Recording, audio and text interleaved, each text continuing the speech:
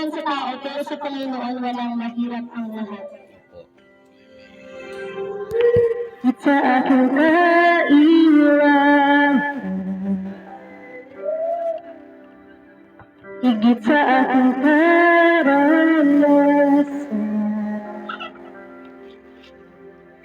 higit sa aking isipin, ay kaya mong gawin. Higit sa aking kalakasan, minsan ay hindi nagkulang. Higit sa aking isipin, ay kaya mong gawin. Higit sa aking kailangan. Tumayo ba tayong lahat? Higit sa aking karanasan, higit sa aking isipin, ay kaya mong gawin. Bawat araw ko ay hawak mo, di mangangamba sa piling mo.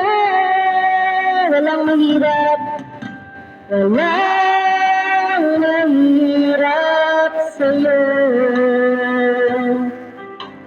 Walang mahirap sa'yo. Ikaw ang Panginoon na makapangyarihan. Walang mahirap sa'yo.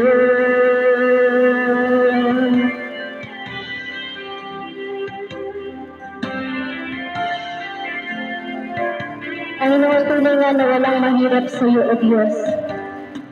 Posible man sa tao, Panginoon, ang lahat ng bagay, pero sa iyo, walang imposible, Panginoon. Kaya niyo pong gawin ang lahat sa aming buhay, Lord God.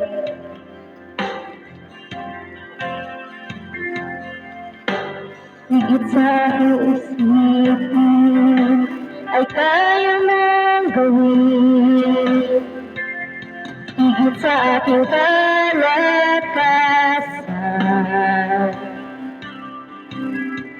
minsan ay hindi nagkulang.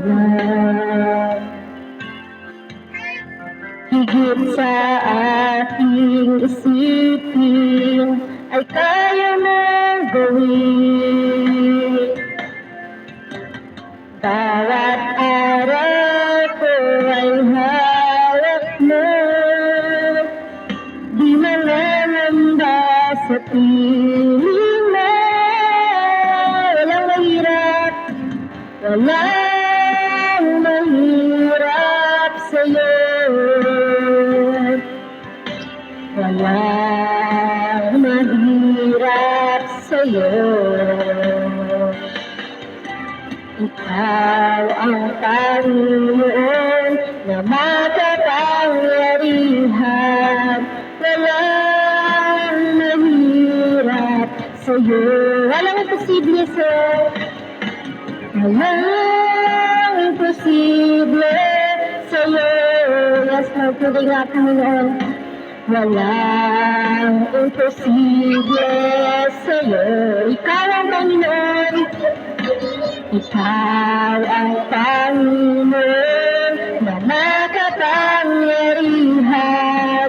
Walang imposible sa'yo. Walang mahirap sa'yo. Walang mahirap sa'yo.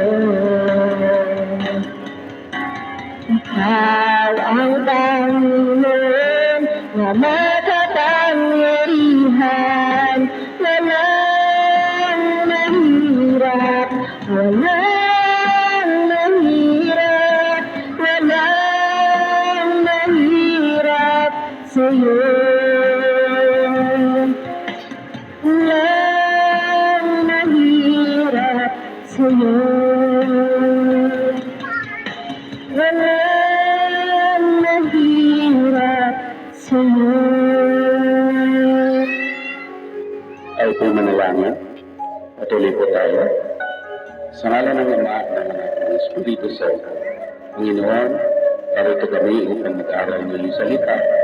Bigyan niyo kami, Panginoon, ng malinaw na pag-iisip, ng mga tatay, ang mga nanay, at lubayan niyo po sila sa kanilang kahinaan. Bigyan niyo sila ng kalakasan, at higit sa lahat na paglabanan nila ang mga tukso, ang mga naranasan nila ng problema. Tulungan niyo po sila. Hindi ng mga kabataan sa kanilang pag-aaral, lubayan niyo po sila. At sa lahat, Panginoon, ng salita na ito, ibukas po ang kanilang puso, isipan, at bukas sa kalooban na mapakinggan ang iyong salita sa hapong ito.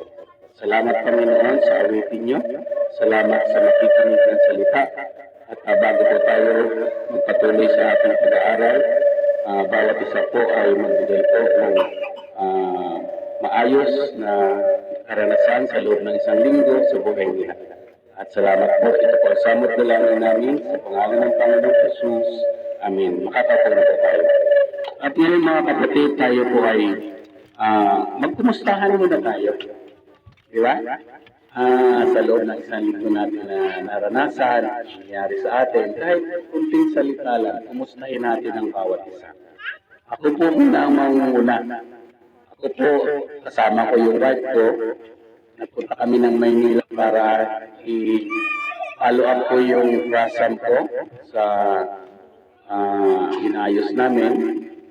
At pangalawa, yung mga anak ko at ako ko na nakasama namin, naayos din ang mga problema nila.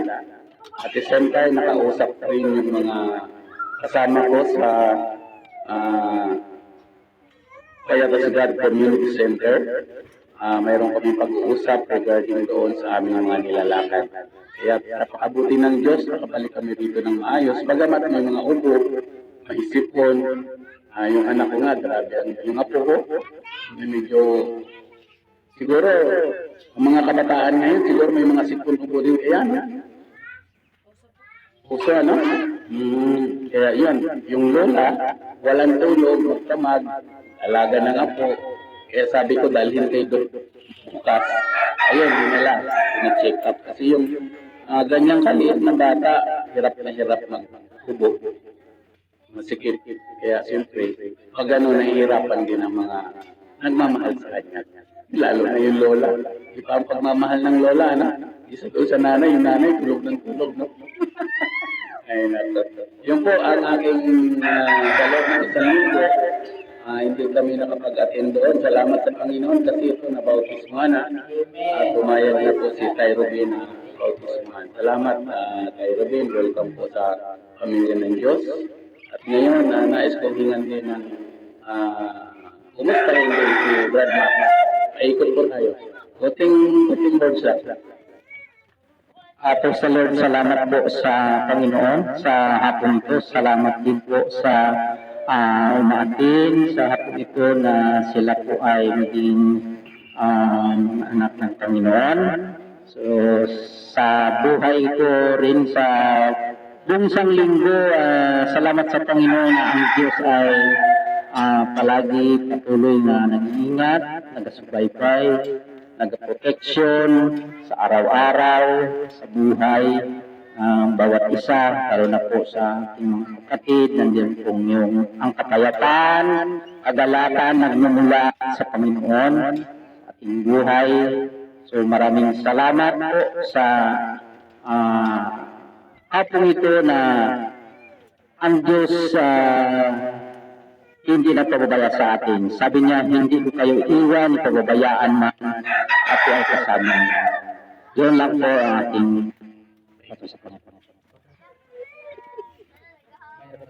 Ayan po, isang mapagpalang hapon po sa ating lahat, especially po sa ating Diyos na patuloy nating pinaglilingkuran habang tayo nabubuhay sa mundong ito. Sa hapon po ito, ako po lubos nagpapasalamat sa Panginoon dahil muli ay nakabalik po ako dito sa Kanluban. Matagal po ako nawala dito, taon din. Ayan, sabi ko sa sarili ko, Alam ko nilang lahat dito, naging karanasan ko, naging buhay ko dati, na ngayon ay binago na po ng ating Panginoon. Na-realize ko po, may mga karanasan ko na yun. Nilog yun ng Panginoon para makilala ko po siya sa buhay ko. Marami po akong karanasan sa aking buhay na kung ikikwento ko ang haba-haba po, pero in short lang po ay talagang nung simulang nakilala ko ang Panginoon sa buhay ko, simulang tinanggap ko siya sa buhay ko, nabago po yung lahat sa buhay ko. Dati, napaka-bisyo po akong babae. Umiinom, alam ko nila dito sa Kanyagan, umiinom, tapos minsan nakakapagmura din. Tapos, talagang gumagawa po ako ng kasalanan. Pero nung simulang nakilala ko po ang Panginoon sa buhay ko, totally ako po nakapag-aaral ng Bible School. Hindi ko akalain na napunta po ako sa Puerto. May nag-encourage po sa akin na mag-aaral po ako ng Bible School doon. At yun, nangyari po, nakapag-aaral po ako doon ng 2 years. So, nakapag-aaral po ako sa Bible School, tapos doon ko po totally nakilala ang Panginoon sa buhay ko. Na-realize ko na ang lahat ng karanasan ko sa buhay, mga pinagdaanan ko sa buhay, kung hindi ko mararanasan yun, hindi ko makikilala ang Panginoon sa buhay ko. Hindi ko sarili ko. kung walang Diyos sa buhay ko, paano na yung buhay ko? Kasi sabi ko po dati parang pariwara na yung buhay ko kasi alam niyo naman po yung aking parents hiwalay. Ako po ay nag-isang namuhay sa sarili ko, nag-iba't ibang bahay, nagtrabaho, kung saan po ako napadpad. Hanggang sa napadpad po ako sa Puerto, doon po ako nakapag-aral ng Bible School.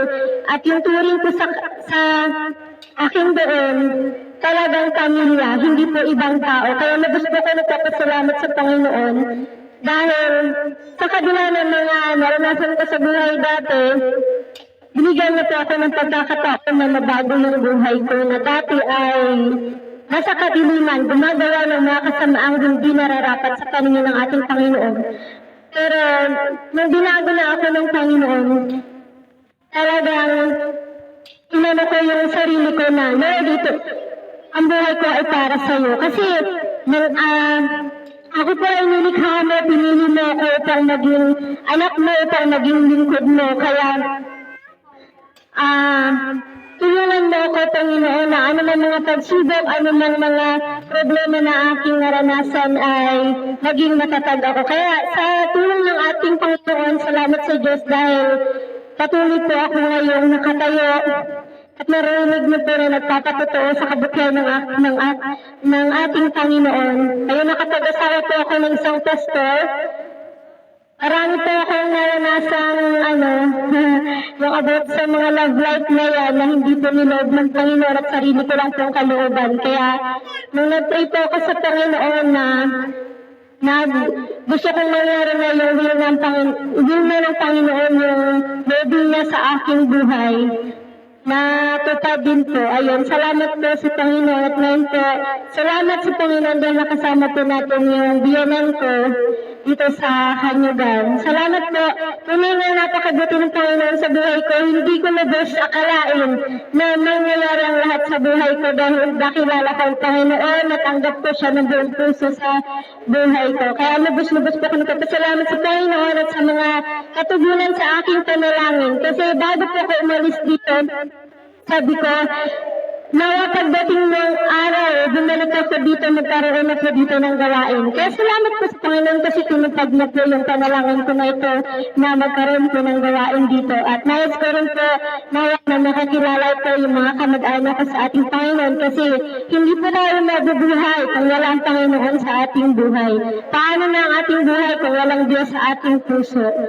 Lagi tayong galit, laging hindi magpaliwanag ating sarili, walang self-control. So, nandiyan ang Panginoon na siyang nagbibigay sa atin ng pagiging mapagpakumbabang puso. Ayan, nanggaling po yan sa ating Panginoon sa salita niya. Kaya, lubos po ako nagpapasalamat sa ating Panginoon sa hapon po ito, sa buhay po ni Pastor Dan na ginamit ng Panginoon para magkaroon po ng gawain dito sa Kanyagan. Salamat po dahil tinupad ng Panginoon yung panalangin ko na noon pa man ay nagkaroon ko na ng gawain dito. Ayan, ngayon nga po ay natupad na sa tubo ng ating Panginoon. Kaya lubos kong salamat ko sa ating Panginoon, sa ating Panginoon. Binabalik ko po ang mataas na patuloy pa sa salamat sa ating Palakpakan po natin sila. Isang pagpapatunay na siya po ay binago ng Diyos. Napakabuti ng Diyos. Gusto ko lang pong basahin sa inyo sa Aklat ng Kawikaan, chapter 15, verse 3. Ang sabi po rito, ang mata ng Panginoon ay nasa bawat panig.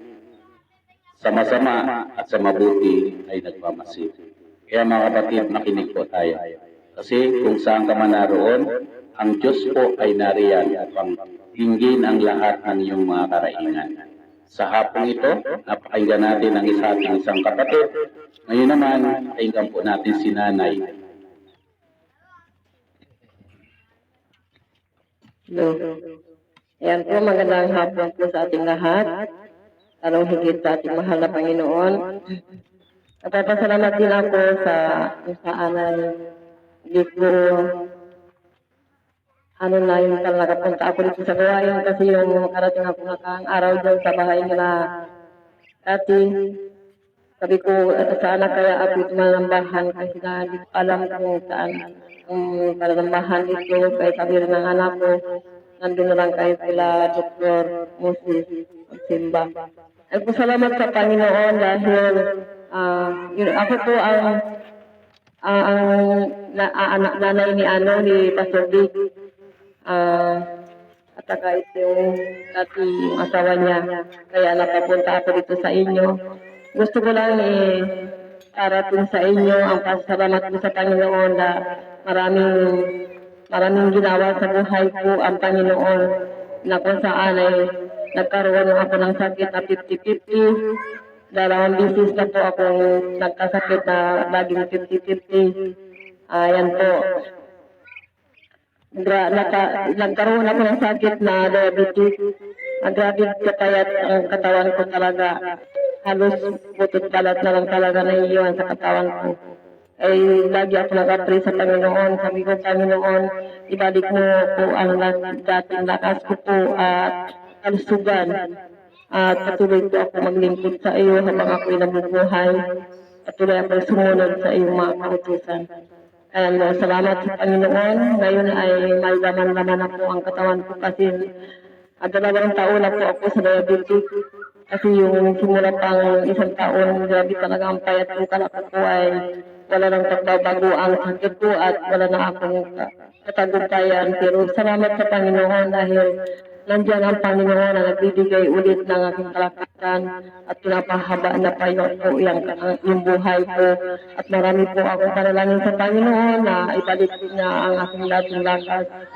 Salamat sa Panginoon dahil ito, nagkaroon ako ng mahabang buhay pa rin na pinagbinigay sa akin ng Panginoon. At marami akong naranasan na pagsubok, marami akong naranasan na problema. Pero salamat sa Panginoon dahil yan ang Panginoon. Pag kasama mo ang Panginoon, pag lagi kang nagtiwala sa Panginoon, nandiyan ang Panginoon na nagbibigay sa iyo ng katatagan at kalakasan po. Salamat sa Panginoon dahil yun sa salita ng Panginoon sa awit. Lagi ko kong binabalik-balikan ang awit sa 41 verse 1. Napakasarap at napakaganda yung nakalagay doon na yung patungkol sa may sakit. Yan po, nabasa ko doon na ibabalik talaga. Pagalingin na ng Panginoon para sa akin na may sakit at ibabalik niya ang dati ko kong lakas. Yan po, salamat sa Panginoon dahil ang Panginoon natin ay hindi talaga nagpapabaya. Hindi niya tayo iniiwanan kapag magtiwala ka lang tayo sa Panginoon. Andiyan ang Panginoon, napakabuti at napakabuti ng Panginoon sa buhay ko. Marami siyang binigay sa akin ng mga patutuo at salamat dahil binigyan niya pa ako ng kagalingan sa aking mga sakit na ganito. Sinupor ko ang Panginoon at pinapasalamatan sa hapon na ito. Isang katotoo naman mula po kay Nanay. Ang katotohanan po, wala pong imposible talaga sa Diyos. Mga kapatid, tayo po pakinggan mo ulit natin ang isang kapatid natin, isang nanay na batang-bata pa. Narito po. Sige. Okay. Ayan. Ako rin pa rin salamat sa ating sa ating Panginoon na buhay. Kaya siya marami tayo sa kabayan sa kapatid talaga yung kabutihan niya dahil po sa pag-iingat sa atin. So, kaya may sila sa buhay natin nga, hindi po tayo talaga pinapabayaan ng Panginoon dahil lagi po naman pinigay na kahit ako tayo sa atin, patuloy ko na pinapasalamatan dahil patuloy na wala hindi po kahit na sabi ng isa rin yung bigyan ng sabado, kahit pa paano yung aming katawang spiritual na nakakarinig ng ating mga kapatid na maraming may sa buhay natin. Unang natin Panginoon sa lahat ng bagay. Patuloy ko na bigyan ng kalakasan sa lahat ng pangangailangan natin. Kailan sa mga patuloy talaga na lagi pa pinagabay ng Panginoon sa araw-araw. Okay, palakpakan natin ang ating kapatid. Si Sister, isang munting pananalangin. Okay. Kay Bill, isang salamat lang.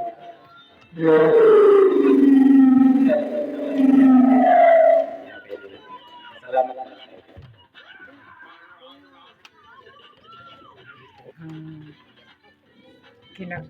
Kinagandahan dito sa buwan na ito. Talagang totoong mabait si Jesu Cristo. Siya ang talagang dapat sambahin.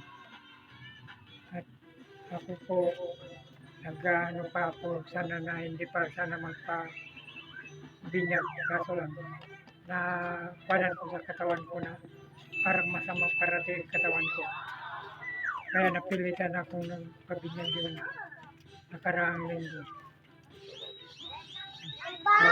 Bautismo ko. Yun, simula nung ano-ano ko, mga bautismo, parang gumaan lahat na mga katawan ko. Pagkatapos yung mga naramdaman kong sakit. Unti-unting naalis. Pero mayroon pa rin. Pero dumadalangin pa rin ako sa kanya. Sana'y tanggalin niya lahat para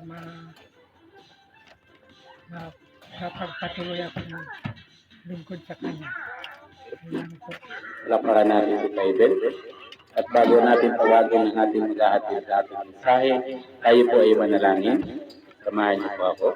Dakilang Diyos, salamat Ama sa lahat ng mga nagpatutuo. Pasalamat sa Diyos. Panginoon, narito sila upang pagiging kayo at sabay kayo sa magitan Panginoon ng mga buhay nila Panginoon. At tulad kay tayo din, salamat Panginoon sapagkat niyakap niya Panginoon ang katotohanan mula sa inyo. Kay Nanay din na patuloy yung kanilang ginagabayan sa kanyang kalakasan sa mga kapatid na namin na narito, sa mga nararanasan niyo Panginoon. Patuloy po silang ginagabayan niyo. Salamat Panginoon sa buhay ng bawat isa. At ngayon mga kapatid, pakinggan natin ang mensahe mula sa ating kapatid na magbibigay ng mensahe at tawagin po natin siya. At salamat Panginoon, in the name of Jesus Christ our Lord. Amen. Tawagin po natin si Pastora na magbibigay po ng ating mensahe sa hapon ito. Amen.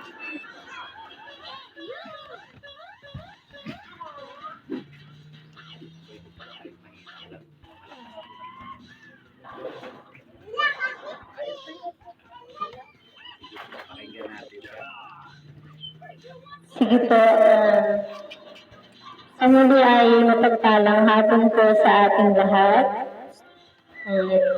Sa ating pong mensahe sa hapon po ito, makikita po natin ito sa Juan 3:16.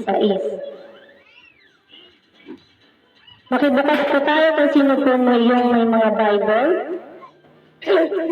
Ayan, sabi po dito, gayon na lamang ang pag-ibig ng Diyos sa sanlibutan. Kaya ibinigay niya ang kanyang bugtong na anak upang ang sumampalataya sa kanya ay hindi makahamak, kundi magkaroon ng buhay na walang hanggan. Sumandali po tayong pumikit at tayo po ay manalangin. Dakilang Diyos na makapangyarihan sa lahat. Ama namin Diyos na walang katulad noon, ngayon at kailanman, Panginoon. Sa oras na ito, Lord God, ako pinagpapasalamat sa inyo sa pagkakataon, Panginoon, na nagkaroon po kami ng gawain dito sa bahay nilang Papa, Panginoon. Lord God, sa oras na ito, nais ko po, Panginoon, na kumilos ka, Panginoon, sa aming mga buhay. Ipuin niyo po ang aming mga puso, buksan niyo po ito, Panginoon, ang aming mga isipan, paliwanagin niyo po ito, O Diyos. Dalangin ko po, Panginoon, na kayo po ang manguna sa aming gawain na ito, at ang inyong banal na Espiritu, Panginoon, na siyang magturo kung ano yung dapat na ibahagi sa mga oras na ito, Panginoon. Sa ganang sarili ko lamang, Panginoon, wala akong kakayahan, wala akong alam, hindi sapat, Panginoon, Lord God, sa inyo, pero salamat dahil nandito po ako, Panginoon, upang gamitin mo, Panginoon, upang ibahagi ang mga salita, Lord God. Give me a knowledge and wisdom, Panginoon, mula sa inyo. Pinupuri ka namin, dinadakila sa pangalan ni Jesus. Amen. Ayan, sabi ko dito, gawin na lamang ang pag-ibig ng Diyos sa sanlibutan. Pag-ibig ng Diyos sa sanlibutan. Makikita po natin kung gaano ka mapagmahal ang ating Panginoon. Bakit? Dahil, sabi nga, binigay niya ang kanyang bugtong na anak para lang sa atin. Diba? Dapat nga po, sino po nakakapanood dito ng Passion of the Christ? Dahil pinako yung bugtong na anak sa Jesus sa krus para lang sa ating mga kasalanan. Kaya ba? Kaya natin gawin gawin natin na tayo magpapako, pero may kasalanan yung kapwa natin. Hindi natin kaya yun, pero si Kristo, kinaya niya. Kinari niya yung kasalanan natin. Kaya, dahil sa kanyang pagmamahal, ibinuwis niya ang kanyang buhay para lang sa atin. Dapat nga po isipin natin, dapat nga po tayo po'y nakapako ngayon sa krus. Pero, itinahintulot ng Ama na siya yung ipako sa krus para mangyari yung kalooban ng ating Ama. Dahil sa pag-ibig ng Diyos sa atin, tayo ay pinatawad sa ating mga kasalanan. Sa pagpapako ni Kristo sa krus, pinatawad ng ating mga kasalanan. Dahil sa pagmamahal ng ating Panginoon, nagawa niya na ariin yung kasalanan na yun. Ngayong pagpapako na yun sa krus, para lang mabuhay tayo, para lang tayo maligtas. Diba po? Upang ang sumampalataya sa Kanya ay hindi mapapahamak. Tayo ba gusto nating mapahamak? Diba hindi po? Lalo na si Kristo. Ayaw ni Kristo na tayo ay mapahamak. Kaya gusto niya, nabigyan tayo ng pagkakataon na sumampalataya sa Kanya. Paano po ba sumampalataya sa ating Panginoon? Makibukas po kayo sa Juan 1:12. Sa Juan 1:12, sinasabi ko dito, Juan 1:12. Ngunit ang lahat ng tumanggap at nalig sa Kanya ay pinakalooban niya ng karapatang maging anak ng Diyos. Ayan. Kapag tayo tumanggap sa ating Panginoon at tayo ay nananalig sa Kanya, tayo ay sumasampalataya sa Kanya, aariin tayo ang mga anak niya. Ngayon tayo ay sumampalataya na sa ating Panginoon, anak niya na tayo. Diba? Kapag tayo nananalig sa ating Panginoon, anak niya na tayo. Kapag tayo may magulang, tapos tayo ang anak. Pag nagkasala ang anak, tinatalo ng magulang. Diba mga bata? Tinatalo tayo ng ating mga magulang pag tayo nagkasala. Ganon din po sa Panginoon. Kapag tayo nagkasala, gumawa ng hindi maganda sa paningin ng ating Panginoon, mga kasamaan, tayo po ay parurusahan ng ating Panginoon. Sino pa rito ang takot sa parusa? Lahat naman tayo takot sa parusa. Lalo na po sa bagat-bagatang apoy, ang impyerno. Diba? Isipin natin kung gaano ang makapangyarihan ng ating Panginoon. yung impyerno, ang dinadala doon, ang inihuhulog doon, yung mga taong hindi sumasampalataya sa ating Panginoon, yung mga hindi tumatanggap sa ating Panginoon. Kaya, mapalad tayo sapagkat ngayon nakilala natin si Kristo sa ating buhay at tayo ay tumatanggap na sa ating Panginoon.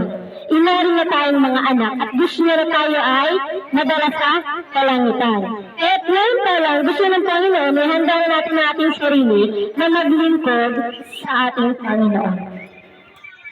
Ngunit ang lahat na tumanggap at naig sa Kanya ay pinagkalooban nila ng karapatang maging anak ng Diyos. Sino na po dito ang tumanggap sa ating Panginoon? Sino na po dito yung mga nakakilala sa ating Panginoon? Kapag nakilala natin ang Panginoon sa buhay natin, kapag tinanggap na natin sa ating buhay ang ating Panginoon at sumumpalataya na tayo sa Kanya, tayo ay inaari na tayong mga anak ng ating Panginoon. Palad tayo sapagkat tayo ay anak na ng ating Panginoon. At ang anak, minamahal. Mahal na mahal tayo ng Panginoon kahit gaano pa karaming ating kasalanan. Ako, inaamin ko po sa sarili ko, ang dami ko pong nagawang kasalanan sa ating Panginoon. Narinig mo naman po yung testimony ko po kanina na ang dami ko pong karanasan. Uminom po ako dati at nagmumura dati. Pero nung nakilala ko ang ating Panginoon sa aking buhay, ngayon po ay binago ng ating buhay. Binago na ako ng aking Panginoon at iniligtas na ako mula sa kadiliman.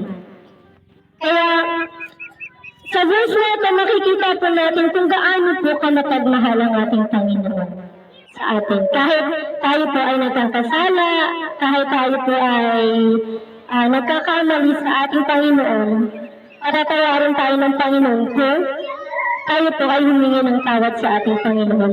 Ako po nang nangyari sa buhay ko yun, na-realize ko na humingi, na nagsisi sa kasalanan kong nagawa.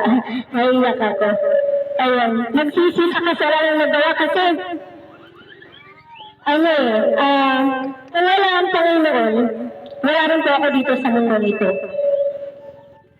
Ginamit lang yung mga magulang ko para mainuwal ako para mabuhay ako sa mundo ito. Pero ang bumubuhay sa akin, ang Panginoon. Diba po? Maniwala po tayo na buhay ang Diyos sa atin. Makikita po natin sa paligid natin. Kaya ba natin gawin yung mga puno, yung mga bundok? Ano pa, yung bahay lang kaya ng tao. Pero yung mga puno, yung mga bundok, yung mga bulaklak, kahanga-hanga talaga ang Panginoon. Kahanga-hanga ang kanyang pag-ibig sa atin. Kapag habang tayo nabubuhay sa mundo ito, nakikita natin yung mga magagandang tanawin na nilikha ng ating Panginoon. Kaya, salamat sa Panginoon kasi napakalawak yung pagmamahal niya sa atin. Hindi kayang sukatin ng tao yung pagmamahal niya sa atin. Pagdating sa pag-ibig, talagang diyan tayo minsan, kumbaga, talagang, kala mo wala ng pag-asa, di ba? Pero, hindi natin alam na may Diyos pala na siyang pag-asa natin. Na nagbibigay sa atin ng pag-asa. Ako po dati, naamin ko ang sarili ko. Dahil sa hinanap ko po, sa iba yung pagmamahal na gusto ko mangyari sa buhay ko, hindi nangyari. Kasi yun pala, Diyos lang po yung makapagbibigay ng pagmamahal ngayon. Nung simulang ibigin ko ang Panginoon sa buhay ko, nung simulang nakilala ko siya, tinanggap ko siya, sinampalataya ako sa Kanya, minahal ko siya ng sobra, yun, nagbago yung buhay ko, at marami pong dumating na blessing sa buhay ko na hindi ko po mapaliwanag ng gusto sa buhay ko. Diyos lang po ang may alam ng lahat ng ito. Marami po akong sa kabila ng karanasan ko po dati, maraming blessing po yung dumating sa buhay ko. Yung mama ko, na pinag-pray ko, dati pa, ilang taon po. Lagi po ako nagpipray sa Panginoon, na Lord, pabalikin mo na yung mama ko. Kasi, alam mo po bang naiinggit ako pag nakakita ako ng mga kakamag-anak na buo ng pamilya nila, naiinggit ako. Kaya sabi ko, Lord, Hindi po ako magsasaya, hindi po ako titigil na nananalangin sa'yo dahil alam ko walang imposible sa'yo, Panginoon. Pinangahawakan ko yung pangako ng Panginoon sa akin. Na hindi niya ako iiwan, hindi niya ako pababayaan. Kaya nasa oras na kailangan ko siya, nasa oras na ako tumatawag sa kanya, humihiling sa kanya ng ganito, hindi ako bibigoin ng ating Panginoon. Kaya salamat po sa Panginoon sa hapon po ito. Sa kanyang salita na nagtuturo sa atin na dapat nating mahalin ng Panginoon. Tayo po yung unang minahal ng ating Panginoon. Kaya dapat natin din po ibigay yung ating sarili sa Kanya. Yung ating pagmamahal sa Kanya. Sabi ko doon sa verse na Deuteronomy, hindi ako nagkakamali. Ibigin mo ang Panginoon ng Diyos ng buong puso, ng buong kaluluwa, ng buong pag-iisip, ng buong lakas. Paano po natin iibigin ang Panginoon kung hindi natin kikilalanin ng Panginoon? Kung hindi natin siya tatanggapin, kung hindi tayo sasampalataya sa Kanya? Hindi natin kayang gawin yun. Pero, inibig na tayo ng Panginoon bago natin sabihin na Lord, iniibig kita.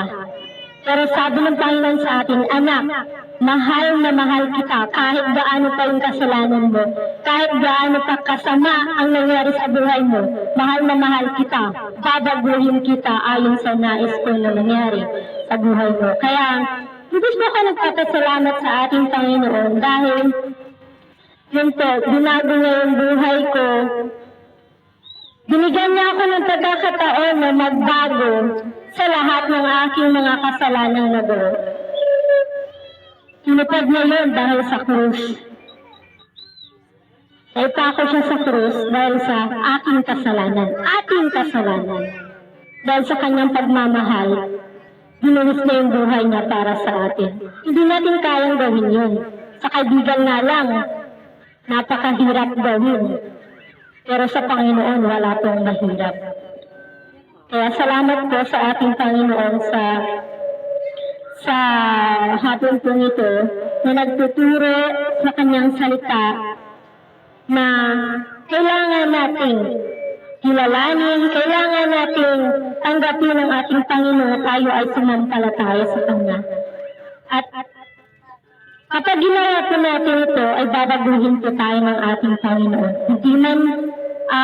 Hindi man ngayon, paunti-unti po tayong babaguhin ng ating Panginoon. Katulad ko po, ginago po ako ng Panginoon. Hindi ko na ginawa yung mga bagay na ikasasama ng Lord sa akin, ikagagalit ng Panginoon. Alam niyo po ba na nagagalit din ng Panginoon sa atin? Kapag gumagawa tayo ng hindi karapat-dapat sa ating Panginoon, nagsiselos din ng Panginoon. Diba, nagsiselos din ng Panginoon kapag sumasamba tayo sa Diyos-Diyusan. Nagsiselos siya, nagagalit siya. Kaya, habang may pagkakataon pa po, habang tayo pa po ay buhay, isipin natin na ilang taon na po ngayon, 2024 na, buhay pa din tayo. Ako nga sabi ko sa sarili ko, kasi nung sa Puerto po ako, ang daming mga sasakyan, tapos minsan, na ako ng, alam mo, tagilid na nga ako nagdaan, yung sasakyan, matagilid ko talaga.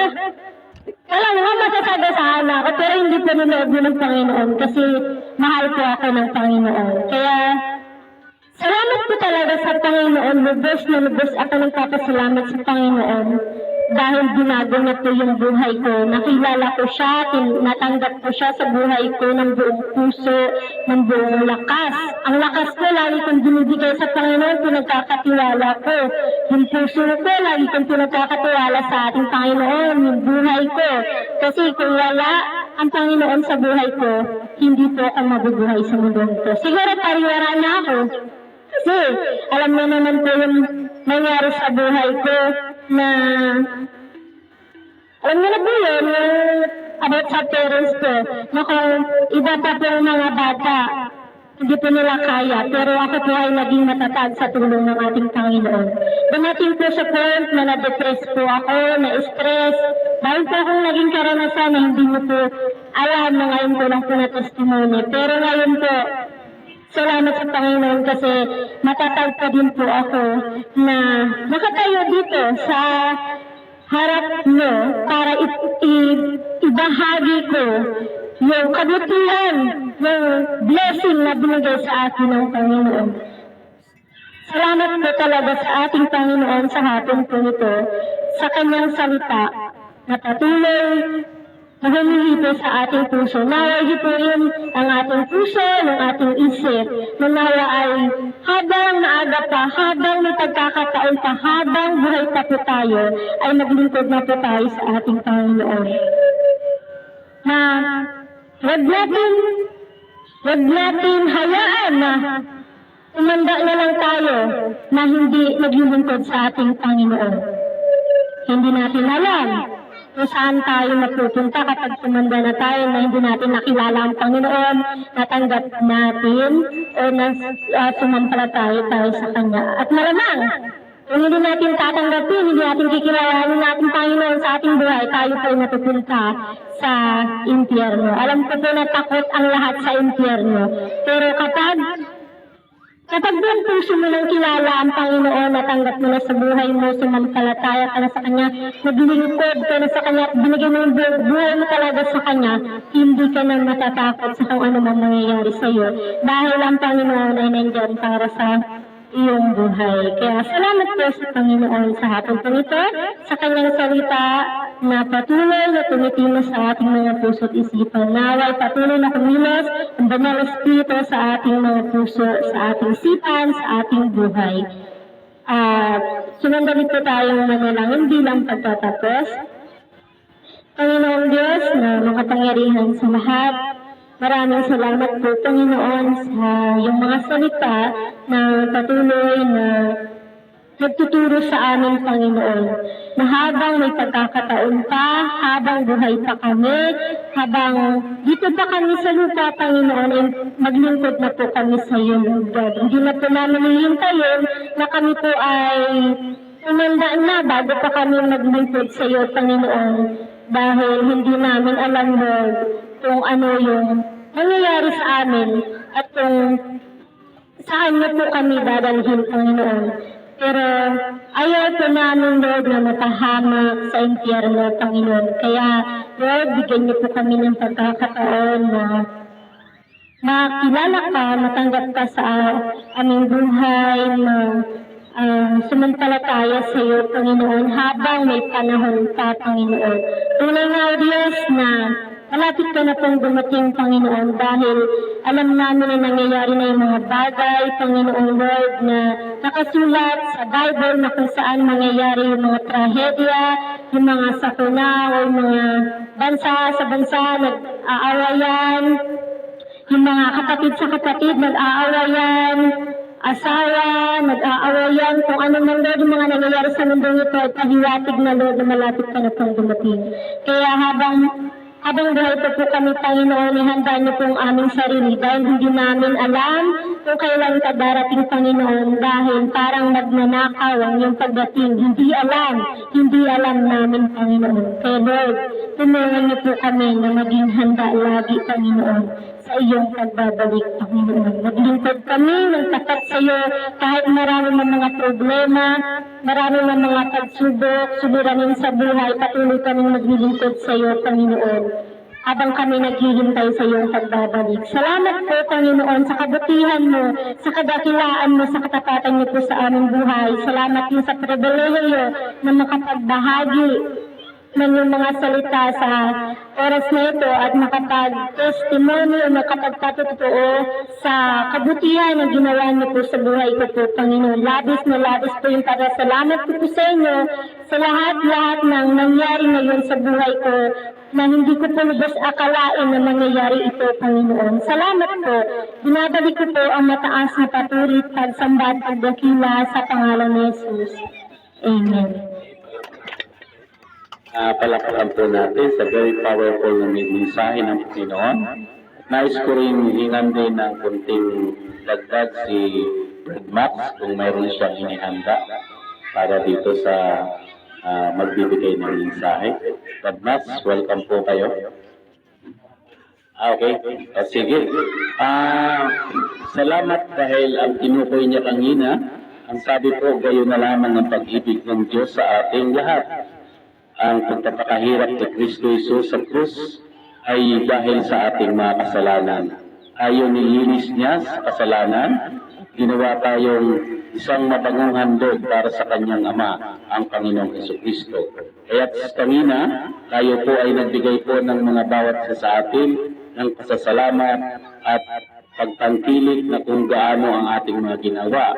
Kaya't sabi po rito sa Santiago chapter 5, verse 16, sabi po rito, kaya't ipahayag ninyo sa isa't isa ang inyong mga kasalanan at ipanalangin ninyo ang isa't isa upang kayo'y gumaling.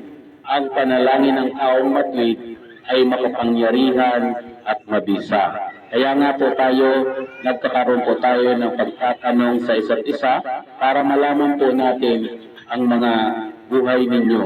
Kung mayroon kayong karamdaman, problema, at nais nating ipanalangin yan. Kasi ang sino mang tumatanggap sa Panginoong Jesucristo ay bibigyan po niya ng bagong buhay. At sino man po ang sumampalataya sa ating Panginoong Jesucristo, gaya po ng isang magnanakaw. Dalawa po ang magnanakaw, isa sa kanan at isa sa kaliwa, nung ipako si Kristo. Ang sabi ng isang magnanakaw, tinuya pa niya ang Panginoong Jesucristo. Ang sabi, iligtas mo ang iyong sarili. Tawagin mo ang Diyos mo, iligtas mo. Ang sabi naman ng isang magnanakaw, huwag mong gawin yan. Hindi yan katulad natin. Bagamat wala siyang kasalanan, pero ginagawa niya yan para sa atin. Kaya sabi ng isang magnanakaw, Panginoong Jesus, saan man kayo pupunta, alalahanin mo ako. Kaya ano po bang ginawa ng Panginoong Jesus? Ngayon din, kakasamahin kita sa paraiso. Ano po ang ginawa ng magnanakaw? Hindi po siya nagpabautismo, hindi po siya, lahat po, wala pong ritual na nagawa. Pero nakita niyo po ang kapangyarihan ng Diyos, ang sino man sumampalataya sa Panginoon ay maliligtas.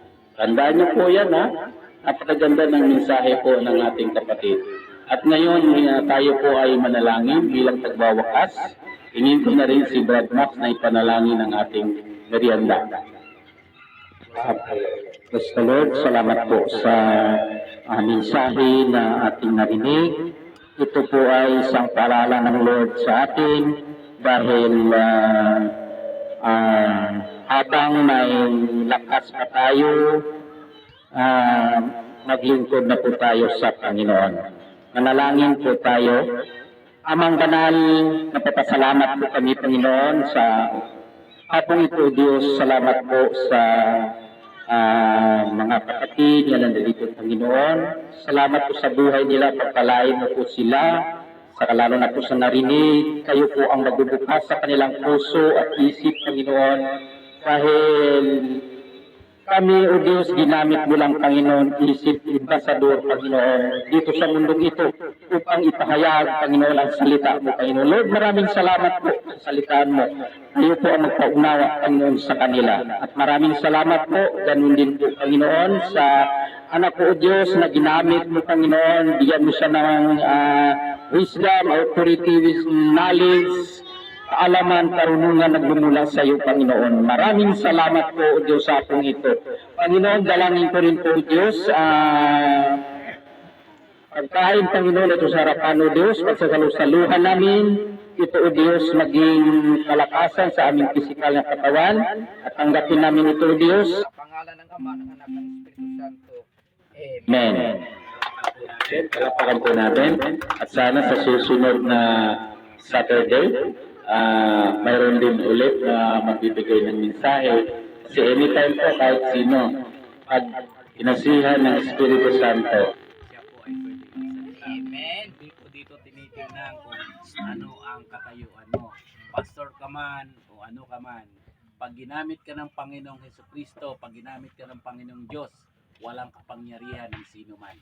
Kundi tatayo siya at magsasalita po siya. Yan po ang aking pananaw. Kasi katulad ko po, sino ba naman ako? isa rin taong makasalanan. Kaya ngayon, ang ipinapahayag ko ang buhay ng Panginoong Hesukristo. Ang sabi sa akin ng aking professor, basta sabihin mo lang ang buhay ng Panginoong Hesukristo, marunong ka na magmensahe.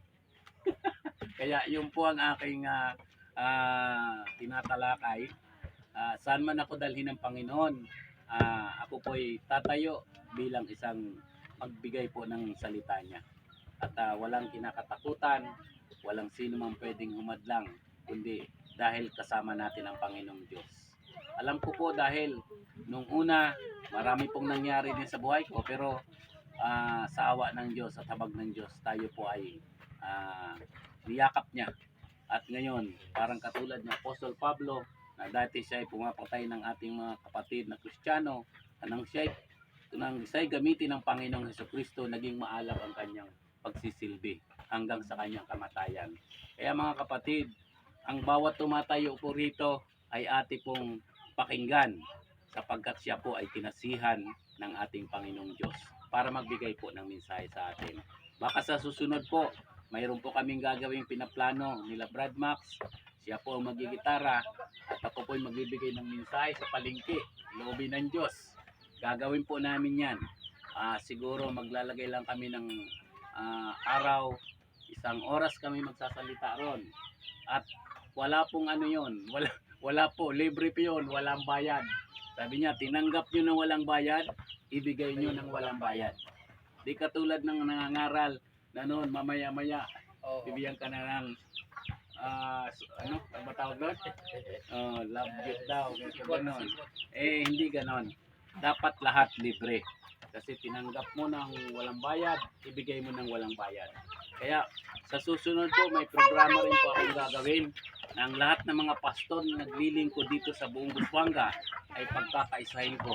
At yan po, kung kalooban ng Panginoong Diyos, magkakaroon kami ng opisina sa munisipyo. At bawat isa sa amin ng mga pastor ay bibigyan ko ng 4 na oras para mag-duty. Counseling po ang labas. Kahit sino po, welcome po ang lahat. Kahit pare, kahit sino. Pwede po kasi hindi dapat ipinagkakait ang pangangaral ng salita ng Diyos. Respeto po ang kailangan natin. Kung halimbawa, Iglesia ni Cristo yan, mangaral man yan, welcome po. Ang pinaka-importante raw, basta ipangaral mo si Cristo.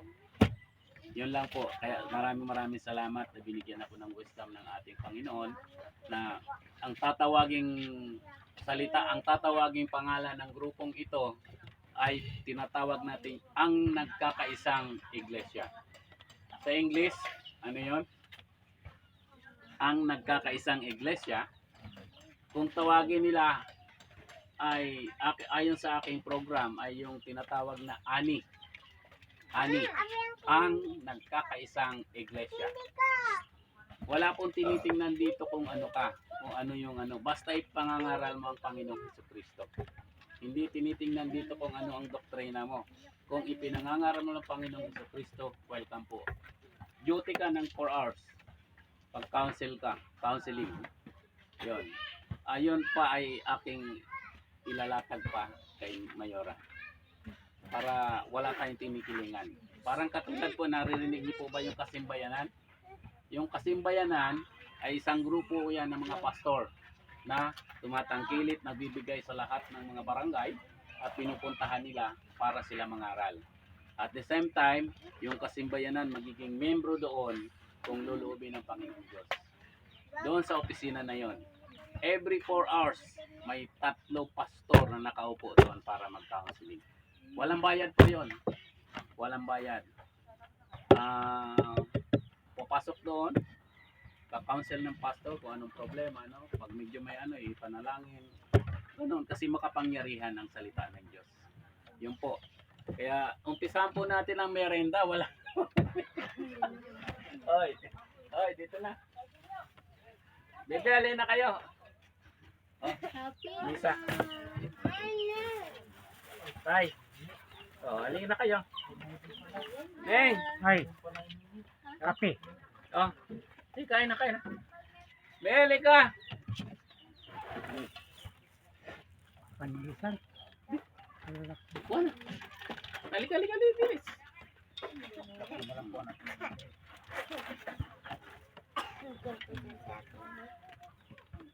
Ano lang po yan eh, parang ipinaano sa akin na yun ang gagawin. Pero pag-aaralan pa namin. Meron na kaming binubo. Kasama doon si Pastor Ledo Si Vic, kasama doon sa grupo ng dati naming di ba yung mga pastor na binuo. Na every year nagse-celebrate kami, sama-sama kami nagsumasamba, di ba? Mabubuo 'yun. Ay bibigay ko lang ang isang plano kung paano gagawin. I-discuss ko sa kanila kung loobin ng Diyos pumayag sila, everybody welcome to serve God. Di ba? 'Yun. Sa pamagkasi, nandito na rin tayo eh. Andiyan na rin ako sa legislative. Maghihingi ako pastor ng Sige tinapay po, ha? ayun ako. Akin na kaagad lahat to. Oo. Naubos na pala kaya tumigil. Naglobat din siya.